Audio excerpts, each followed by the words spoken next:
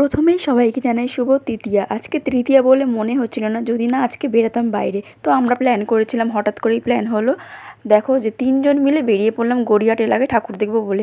আর পুজো আসলেই রাস্তার লাইটিংগুলো দেখলে আমার মনে আলাদা একটা ফিলিংস চলে আসে। জানি না সত্যি কথা বলতে শিল্পীর কোনো তুলনাই হয় না। এখানে যে এত সুন্দর করে হাতের কাজ তুলে ধরেছে, মানে বোঝাই যাচ্ছে না, মানে অরিজিনাল টাকা দিয়ে করেছে। ভান্ডারগুলো এত সুন্দর নিখুঁতভাবে কাজকর্ম করেছে। আর হ্যাঁ, তোমরা দেখা শুরু করে দিয়েছো সেটাও কিন্তু আমাকে কমেন্ট করে জানিও।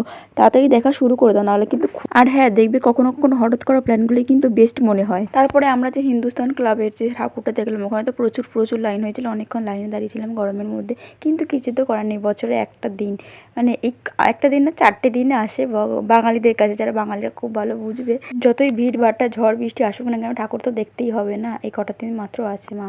আমরা হাঁটতে হাঁটতে চলে গিয়েছিলাম হিন্দুস্তান ক্লাবের দিকে। ওখানে এত সুন্দর দেওয়ালের মধ্যে বা একটা বাড়ির মধ্যে এত সুন্দর ড্রয়িং করা ছিল, মানে এত কারুকার্য করা ছিল। কারণ সাইকেলিং করার জন্য সাইকেল রাখা ছিল, আরও অনেক কিছু ছিল।